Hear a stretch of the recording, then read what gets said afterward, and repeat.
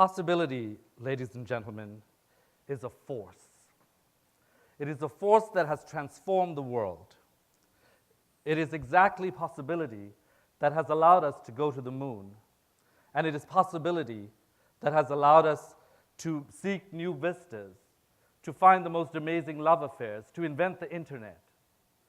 A recent study in evolutionary biology asked the question, what is the most powerful driving force with regard to growth of the human brain, with regard to the human cortex? And what the study found was that the most powerful force is the fact that the brain has shifted from being a perceptual organ, an organ that hangs out and looks at things, to an inferential organ. We are wired for possibility. And about 20 years ago, I had an experience in my life that was destined to change my life from that point on. And today, I would like to tell you that story in the hope that your life will never be the same again. I was in a dorm room at the University of Stellenbosch in South Africa, a room that was about 3 times as long as my arms could stretch and about twice as wide. I had just graduated from medical school as the top student and had received a scholarship from the Medical Research Council to study neurochemistry. And despite these accolades, I felt restless. I felt that there was something, some kind of magic that I had not captured in my life, some kind of magic that I knew about from the earlier years of my life, and I wanted it back so desperately. So I started to think of how I had grown up. I started to remember that I had grown up in a pretty tough neighborhood. You know, it was the kind of neighborhood where you'd have to walk up 100 steps to get to your flat, where if you ventured down the back stairs, you would actually see gangsters making love in the dark. And if you went a little further on, you would also see the corner street boys peeling apples with their switchblade knives. If you were brave enough, you would go to the alley. And there in the alley, you would see 1 or 2 bodies drenched in blood from the prior night's indiscretions. A horror story, right? But not for me. For me, I somehow believed that I had grown up in a castle because my mother had petitioned the building supervisor to ask him to put an iron gate outside of our apartment. And when you entered that apartment, you could feel love everywhere. You could feel love wafting into your nostrils from the amazing aroma that came from my mother's apron. I felt the love coming from my father's fist as it crashed down on the table because his horse had not won the races. And I felt the love coming from the dreamy company of my brother, who sat with me for hours, listening to music from the Doors, the Stones, the Beatles, the Mamas and the Papas, Dolly Parton even, Barbra Streisand and Frank Sinatra. Strange things happen when music from the West makes its way down south. But there I was, remembering that was the first time in my life that I had actually built these castles in the air, that I had built these castles not just in the air, but in my brain, that I knew that it was possible to reach for something and to dream up something and to have an experience of something that was different.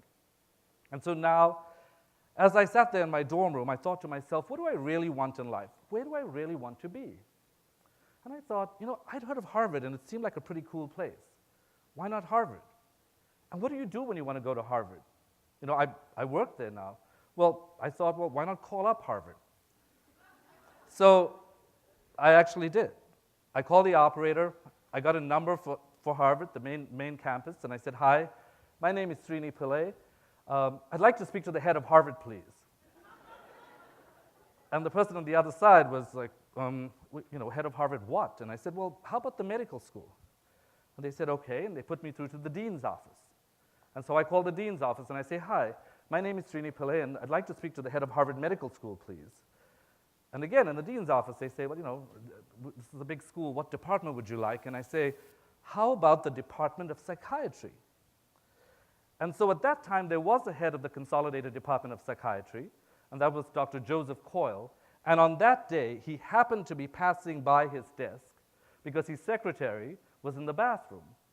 And so he picked up the phone and said hello, and I said, hi, my name is Srini Pillay. I'm just sitting here in this dorm room in South Africa, and I'm thinking, boy, wouldn't it be great to go to Harvard? And he told me later he thought I was crazy. He said, well, I had to be decent. So I said, well, that's very nice. A lot of people are very enthusiastic about going to Harvard. Why don't you send me your CV and send me a letter and we'll see what happens. And so I did that. And then a few weeks later, I get a call from Dr. Jonathan Cole, who's the father of psychopharmacology. And Dr. Cole interviews me on the telephone, and a week from then, I'm walking over to my dorm room, and I see a FedEx envelope outside, and my heart starts to race, and I start to say, I wonder if this is from Harvard. And so I open it up, and I take the piece of paper out, and I look at it, and right in front of me, I see the Harvard insignia and that famous Veritas sign saying, congratulations. I literally could not believe my eyes. Here I was, having this completely zany idea that I would simply call up Harvard and talk to the head to see how I could get in. And all of a sudden, I'm sitting in South Africa in this really tiny dorm room, and I'm off to Harvard. Now, when I thought about telling you the story, I thought, well, what is the real purpose of the story? And the real purpose of the story is that every one of you has some kind of ineffable goal that you're reaching for that you've not actually dared to take the first step toward. And if we look in the brain, what we will see is that the brain has a GPS right on top and to the side, which is the posterior parietal cortex. And in order to direct you toward your goal, neural tissue actually has the ability, if you punch in information into it, to take you to your goal. And a lot of this information is not conscious, it's actually unconscious. It's those horrible feelings. It's those feelings of, I hate my life right now, what am I going to do? I feel scared, I feel disgusted, I feel afraid. It's exactly those feelings that make you feel really afraid. And what studies have shown is that long-term memory, remembering where you came from, remembering what you've done, can also connect you with this GPS system. But a lot of times when we're at point A and we want to get to point B, we give up. Because along the way, we find those foggy nights. We find those nights when we say, you know what, I give up, I can't do this anymore. I really can't. It's a ridiculous idea. Who's going to pick up a phone and call Harvard? That's ridiculous. What are you going to do in your life in relation to your goal that's going to stop you all of a sudden? And what is this foggy night in your life, and how do you get beyond this? Well, another study showed that when you are there on this foggy night, when you are sitting there saying to yourself, I don't know that I can see anything in front of me, the thing to do is not to look at external stimuli. The thing to do is to connect with intention.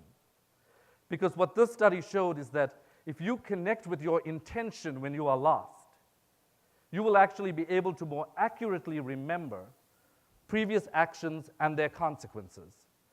And when you do that, it's much more powerful than connecting simply with what's going on the outside. And when all else fails, ladies and gentlemen, and I say this to you and everyone in the world, when all else fails, imagine. Because imagination is not just the fodder for fools. Imagination feeds the GPS system in the brain. And when it does, it also activates the action center in the brain.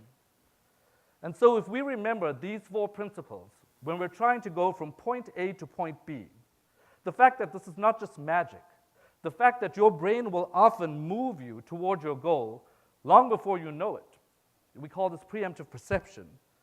That when you're having these feelings that are very uncomfortable, you don't actually have to plaster your face with a smile. You can actually admit these feelings to your life, because distressing emotions are okay.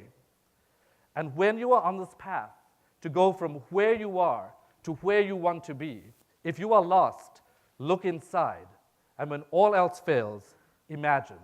Because imagination is an extremely powerful force that actually activates the action center in the brain.